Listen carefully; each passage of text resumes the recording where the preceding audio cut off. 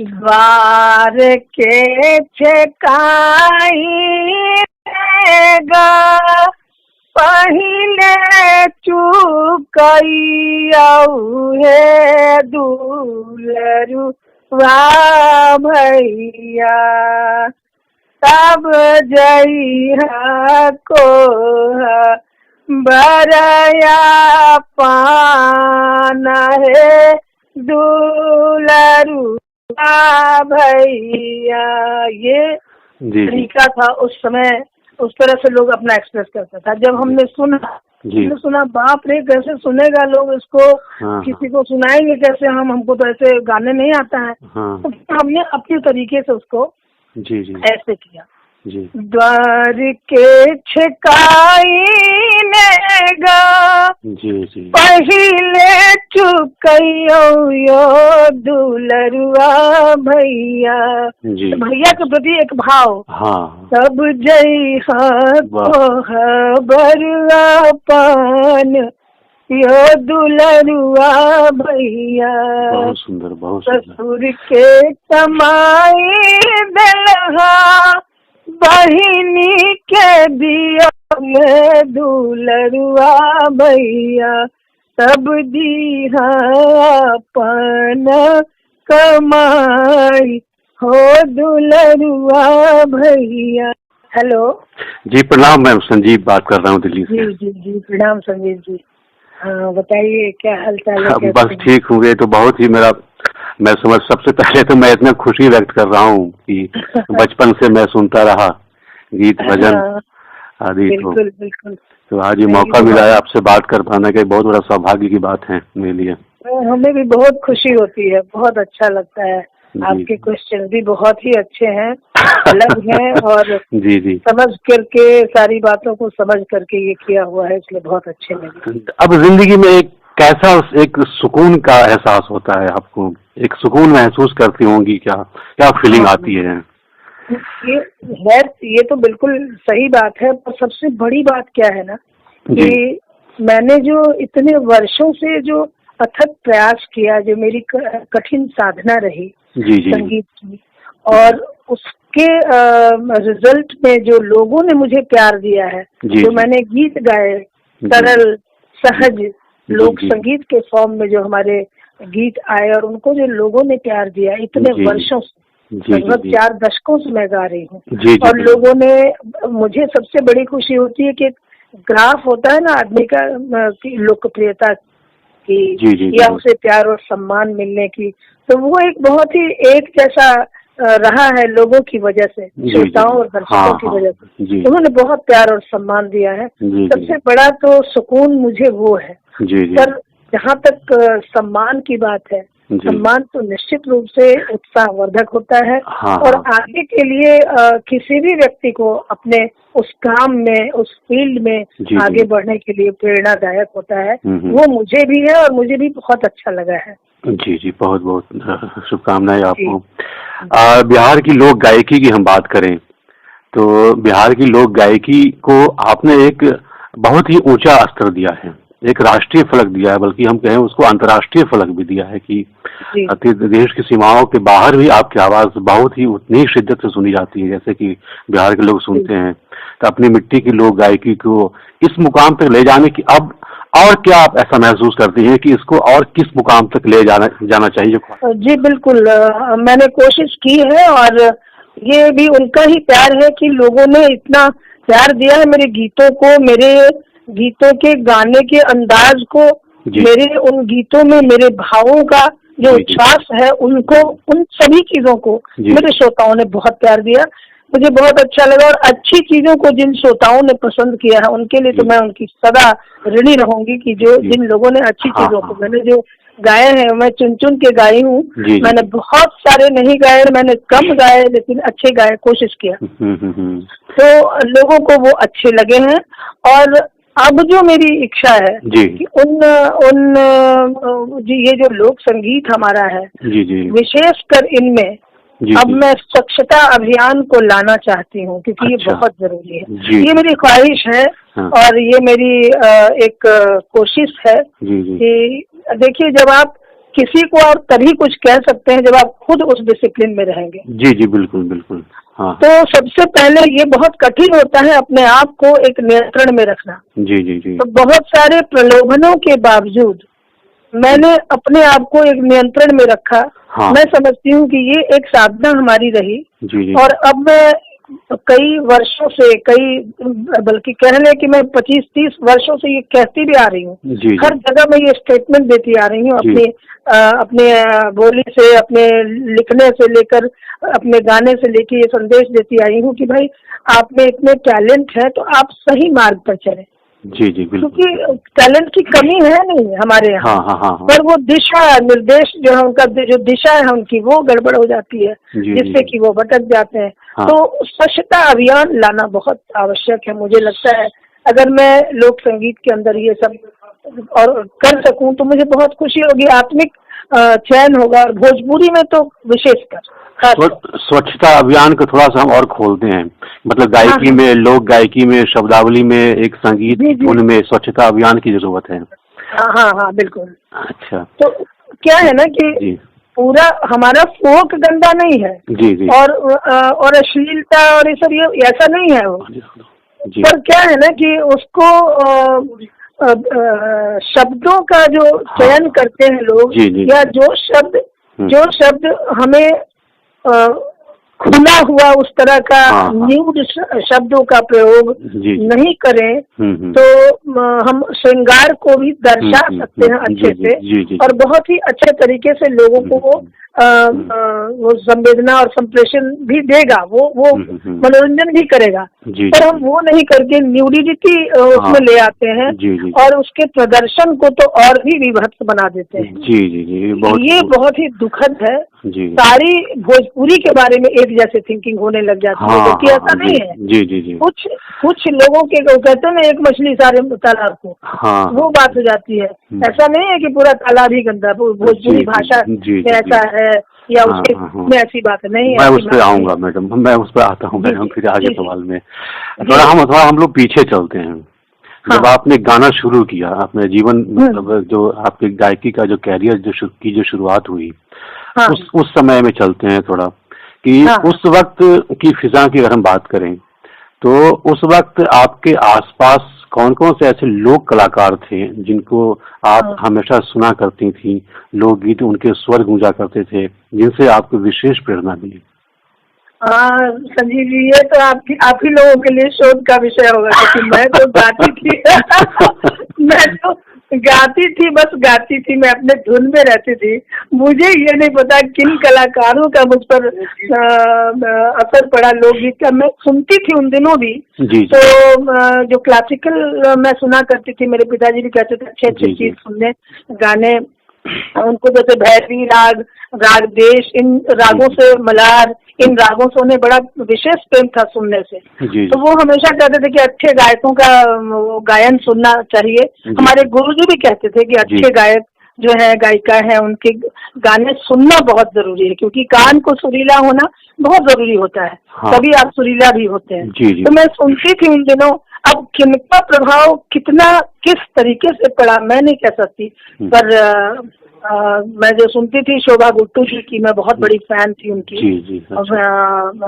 बेगम अख्तर जी की मैं बहुत बड़ी फैन थी, उनकी गजलों की। गजलों की मैं बाद में हुई, पहले तो उन्होंने मेरा ऑडिशन ही उन्होंने ही लिया था, उन्होंने ही मुझे पास किया था। अच्छा जी। हाँ, तो उनके मैं सुनती थी। फिर पंडित भीमसेन जोशी जी की सुनती थी, उनकी खुली आवाज, उनका वो किराना घराने के उनके गाने का अंदाज, और कई सारे ऐसे आर्टिस्ट थे जिनका, पंडित जसराज जी, उनके भजन बहुत अच्छे लगते थे मुझे। आज इन दिनों जो है वो उस्ताद राशिद खान साहब, वो मेरे बहुत बड़े, मैं उनकी बड़ी मुरीद हूँ। बहुत अच्छे, उनकी आवाज बहुत अच्छी लगती है, गायन शैली छाप छोड़ती है। तो इस तरह से मैंने सुना बचपन में। और भी पुराने आर्टिस्टों की, पिताजी लोग तो उन दिनों में सहगल को सुनते थे, किनको सुनते थे। तो जो भी सुना होगा उन दिनों ना, उनका प्रभाव कहाँ क्या पड़ा, किस रूप में पड़ा, मैं नहीं बता सकती। लेकिन लोकगीत, जैसे मैं गांव भी जाती थी तो मुझे एक छोटे से कोई भी एक छोटा भैंस पर चढ़ा हुआ एक बच्चा भी अगर गाते जा रहा है तो उसको मुझे लगता था कि मैं उसको बुला के सुनती थी कि वो कितना अच्छा गा रहा है, क्योंकि एक नेचुरल सी चीज उसकी आवाज में मुझे लगती थी। वो बांसुरी सीख के नहीं बजाता था, बिना सीखे ही बजाता था, पीठ पर बैठे हुए भैंस के, और वो चला जा रहा है, दरवाजा द्वार पर आदमी बैठा हुआ है, वो चला जा रहा है चराने के लिए, और उसको मैं बुला बुला के सुनती थी, गाओ तो करके, क्योंकि मुझे लगता था कितना बढ़िया गा रहा है। तो बहुत चीजें हैं जिनका प्रभाव पड़ता है आदमी के गायन, स्वभाव, हर चीज पर। मैं भी पूछना चाहता हूँ कि उस दौर में जब उन्होंने गाना शुरू किया कोयल बिना, या शिव पार्वती के गीत, या तमाम ऐसे विवाह गीत, या माता गीत, या छठ पर्व के गीत, तो गीतों का लेखन कैसे हुआ, उसको कैसे संग्रहित किया गया, फिर उसको स्वरबद्ध करने की चुनौती सामने आई होगी। संजीव जी, आप कहाँ के रहने वाले हैं? मैं आपके बहुत ही पड़ोस का हूँ। जैसे? हमारा घर डुमरा में है। अच्छा, सीतामढ़ी। जी, डुमरा में हमारा घर है। तब तो बज्जिका क्षेत्र के हुए आप। बिल्कुल बज्जिका के क्षेत्र है ना। हाँ, तो जैसे हम ठीक है, समझ गया हम। जी। तो जैसे हमारे यहाँ लड़का जब शादी करके आता है जी, तो दुल्हन को लेके आता है कि पुराने जमाने से चला आ रहा है कि बहन जो है अब तो साली उली छेकने लगी, अब तो फैशन बहुत आ गया ना। जी। पहले तो बहन दरवाजा छेकती थी। हाँ। द्वार छेकाई कौन गाएगा? तो बहन गाएगी, बहन को मिलेगा भाई की तरफ। जी।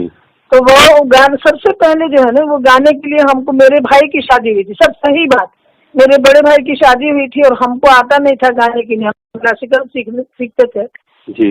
तो बड़ी भाभी जो थी, सबसे बड़ी भाभी, तो बोली कि बउआ गीत गवा है, अब कौन गीत?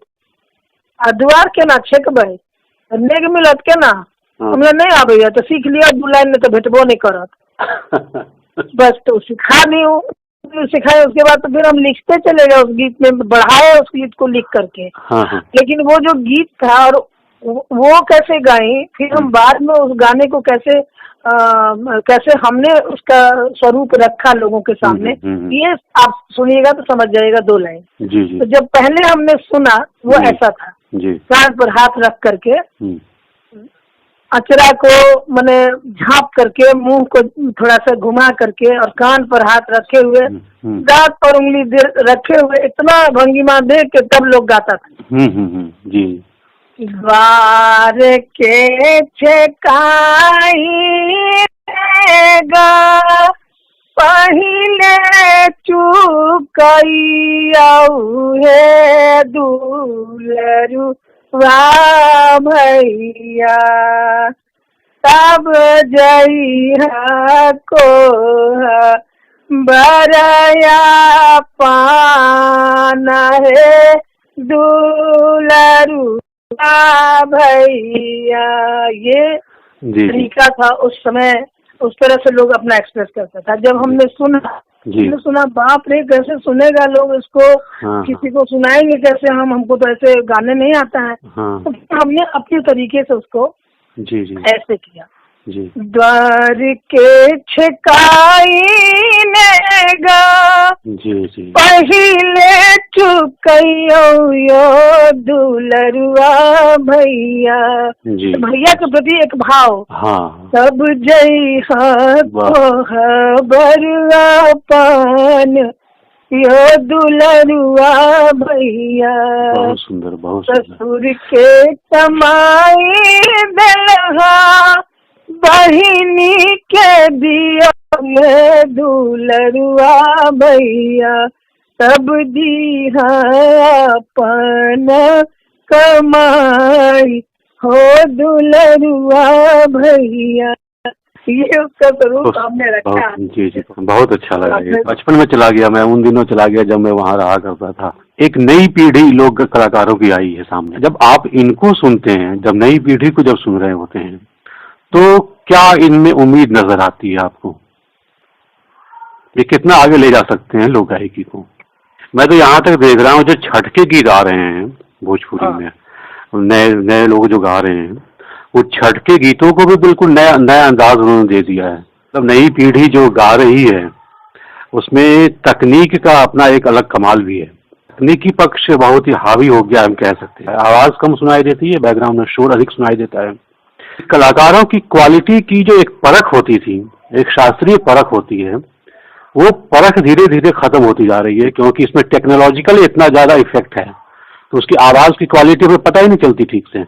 क्या कहना चाहती हैं इस तरह के बदलाव जो संगीत में हुए हैं? हाँ संजीव जी, हमने मुझे याद है मैंने जब रिकॉर्डिंग शुरू की थी जी जी, तो ये 71 मेरा पहला रिकॉर्ड हुआ था HMV में जी।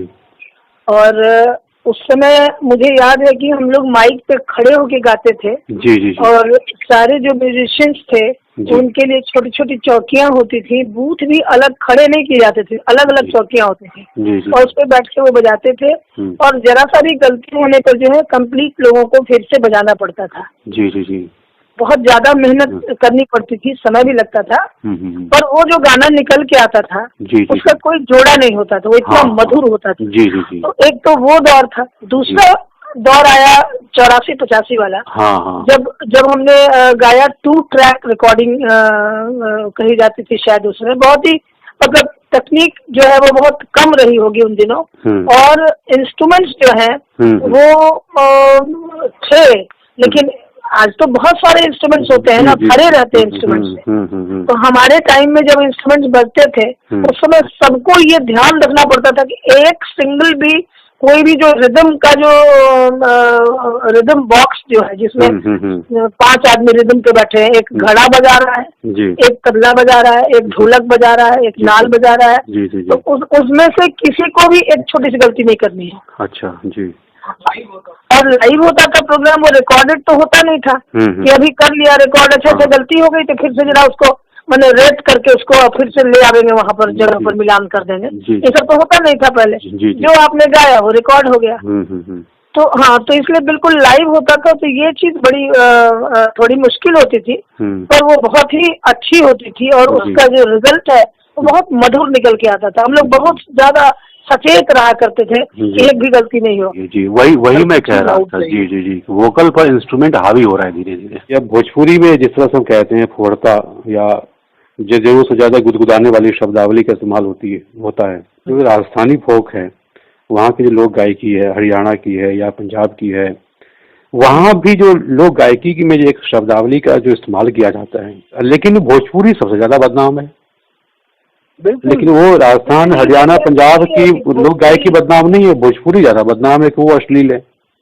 जहाँ लोग भोजपुरी को इस रूप में टारगेट करते हैं, वहाँ शारदा जी की एक अलग पर्सनालिटी, ऐसी पर्सनालिटी जो जहाँ शब्द की अपनी गरिमा है, भावना की अपनी गरिमा है, भाषा की अपनी गरिमा है ना, परंपरा की अपनी एक गरिमा है, और उस गरिमा को सब लोग पूरी दुनिया सराहती है। इसको मेंटेन रखना बहुत ही मतलब एक चमत्कारी शक्ति की बात दिखाई देती है मुझे उनमें। लोगों की कमी नहीं रही है हमारे पास, लेकिन हमने कभी भी कॉम्प्रोमाइज नहीं किया, कभी नहीं। जी जी जी। उसके लिए हमें हानि भी हुई है जी। नहीं, चलो नहीं मिलेगा आपको ये प्रोजेक्ट, नहीं मिलेगा तो नहीं मिलेगा। जी जी जी। हम उतना ही में काम चला लेंगे, चलो भैया रोटी दाली खा लेंगे। जी जी, बहुत बढ़िया। जब घी आएगा अपने हिस्से में तो खाएंगे, ठीक है। जी जी जी। और हमने कभी कॉम्प्रोमाइज नहीं किया, इसमें लॉस भी बहुत सारे हुए हैं, बहुत तरह के। जी जी, है ना, लेकिन अगर हम कॉम्प्रोमाइज भी कर लिया तो सब एक ही हो गए।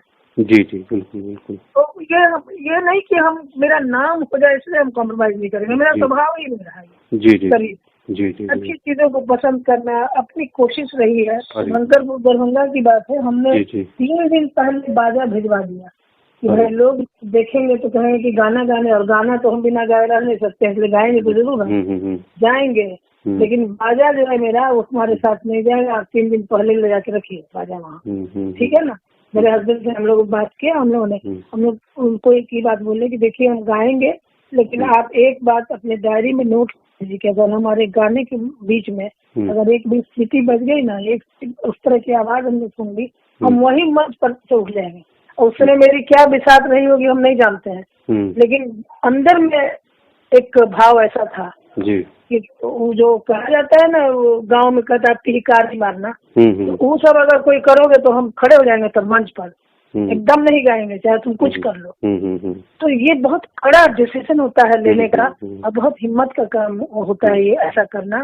हमारे मेरे पतिदेव का भी सहयोग रहा है इसमें। ऐसे तो बिगड़ जाते थे पहले, वो बहुत जोर गुस्सा आ जाते थे, लेकिन फिर धीरे धीरे इसको हम लोगों ने आत्मसात किया कि ठीक है चलो, लेकिन हमेशा इसको एक शर्त के रूप में रखा।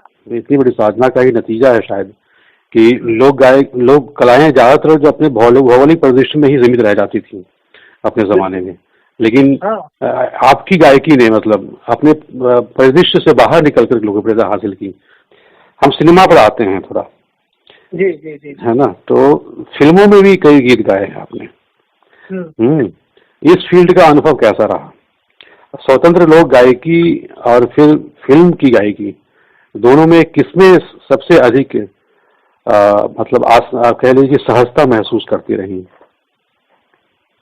तो स्वतंत्र गायकी में होती है क्योंकि उसमें तो फिल्मों में तो बंधा हुआ गायन होता है, इनका अपना म्यूजिक होता है और वो ट्रैक बना हुआ होता है और उसमें गाना पड़ता है। हालांकि स्केल वगैरह लोग सुविधा के लिए पूछ लेते हैं। तो ये हमारे कुछ गाने जो है ना, जैसे मैंने प्यार किया मैं हमने गाया था, तो मैंने हमारे जो कुछ लोक गीत थे उन गीतों को लोगों ने बहुत पसंद किया था। तो हमारे राजश्री प्रोडक्शन वाले जो हैं वो लोग भी बहुत पसंद करते थे उन गीतों को, उनको बहुत अच्छा लगा। तो उन्होंने उसका एक आधार लिया उस गीत का और उस गीत पर आधारित वो गीत बना मैंने प्यार किया था, वो कहे तो उसे सजना। और वो गीत जब गाने को मिला, पहले वो दूसरा नाम था फिल्म का, फिर दूसरा नाम हुआ। ये सब होता है फिल्मों में। हम इससे बहुत वाकिफ नहीं थे। रीजनल फिल्मों में हमने गाया था, माई फिल्म वगैरह, ये सीतामढ़ी में इसकी शूटिंग हुई थी, परसौनी में ही, है ना। तो ये तो गाया था हमने, लेकिन हिंदी मूवी और ये भी इतना बड़ा बैनर राजश्री प्रोडक्शन का, तो इसमें गाने का एक अनुभव था। मैंने देखा और वो लोग भी कुछ अलग थे। उन लोगों ने मुझे भाग्यश्री के साथ में बिठाया और लोग जो सामने में वो स्क्रीन पर दिखाया गया कि ये सिचुएशन है आपके गाने का, और तब हमको बताया गया कि ये गाना आपको गाना है। जी। तो हमने समझा उसको देख करके कि ये गाना हमको गाना है, इस सिचुएशन में गाना है। ये माइंड में एक फील आ गया मेरे, और तब हमने गाया। पर वो गाना जो और लिखा हुआ गाना बहुत अच्छा था, शब्द बहुत अच्छे थे गाने के, मुझे बहुत अच्छा भी लगा था।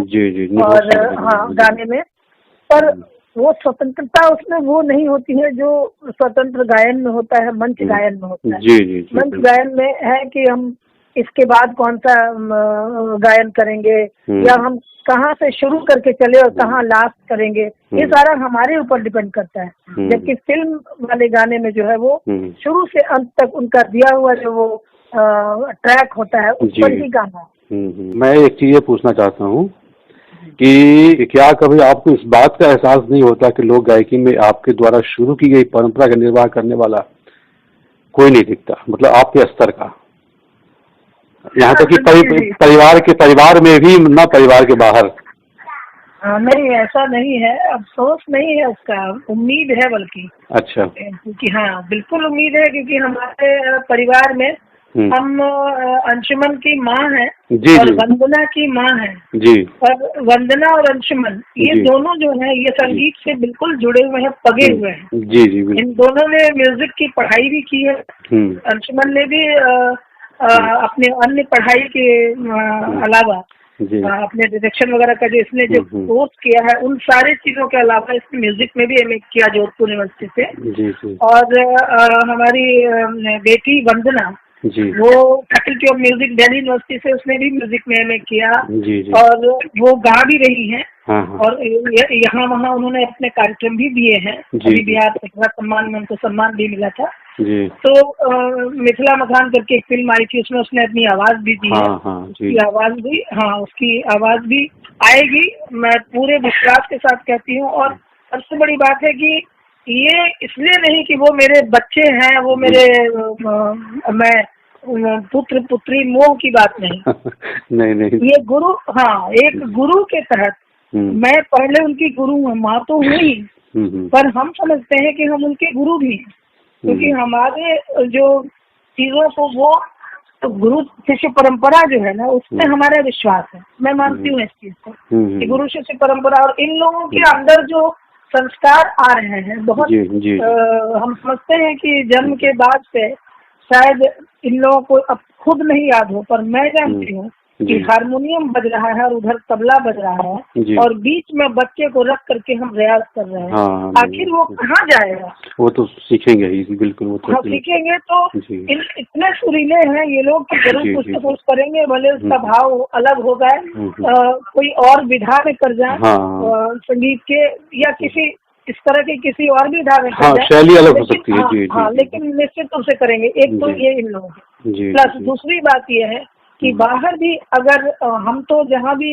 जाते हैं, मुझे दिखती है अपनी भी छटाएं दिखती हैं कि हाँ चलो कर रहा है लोग, शोध भी कर रहा है लोग। हमारे ऊपर भी कई शोध हुए हैं लोगों ने, लोक संगीत में मेरी धार, मेरी संगीत रचना, इस पर शोध भी हुए हैं। जी तो कर रहे हैं लोग। लेकिन वही है कि अगर वो मार्गदर्शन चाहते हैं तो मैं उनको देती हूँ, अगर वो पूछते हैं कुछ तो मैं उनको चाहती हूँ कि वो जाने और वो करे।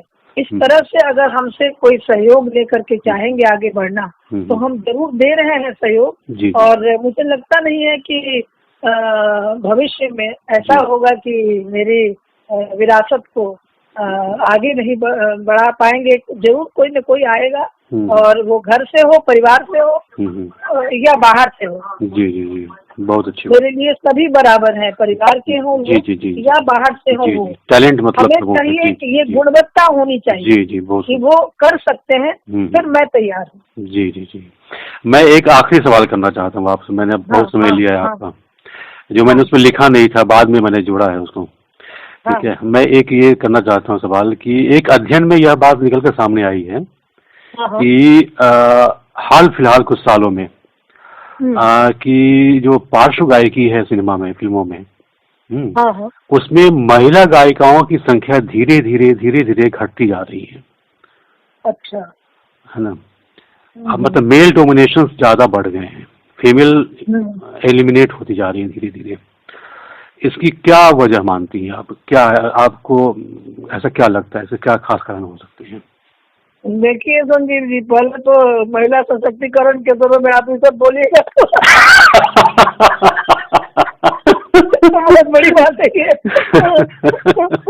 महिला का प्रतिनिधित्व करते हुए जी हमें सोचना जरूर होगा। अगर ऐसा है, आप सोचते हैं ऐसा या ये अगर अध्ययन है तो ये उसकी बात होगी। अभी हिंदुस्तान टाइम्स से बहुत बड़ा सर्वे छापा था। ये कहाँ का अध्ययन है? ये कैसा? ये हिंदुस्तान टाइम्स में अभी 3-4 दिन पहले एक बहुत बड़ा सर्वे छापा है उन्होंने। अच्छा। हाँ, कि धीरे धीरे एक जमाना था जब लता और आशा जी को ग्राफिकल पूरा दिया है उन्होंने कि लता और आशा जी का पूरा आधिपत्य था महिला स्वर में। उसके बाद फिर एक तरह से उसके बाद की जो पीढ़ी आई, अलका याग्निक और कविता कृष्णमूर्ति, उन सब का पूरा एक दौर था। उस समय मिक्स थे, मेल वॉइस भी, है ना? इसके अभी ये सब अलका हो या और दूसरी हो गायिकाएं हो, सब सुनिधि चौहान सब किनारे हैं। केवल एक श्रेया गा रही है बस, बाकी सब मेल गा रहे हैं। एक केवल श्रेया की आवाज सुनाई देती है, बाकी सब मेल की आवाज सुनाई देती है। एक्चुअली क्या है कि आजकल है ना, A to Z जो है ना एक ही जैसा सब नजर आता है, इसलिए पता भी नहीं चलता होगा कि कौन महिला गा रही है, डोमिनेंट हो रही है कि नहीं तकनीक के साथ में जुड़ी महिलाएं हैं गा रही है। श्रेया घोषाल तो खैर बहुत अच्छी आवाज है, अच्छी आवाजें और भी हैं।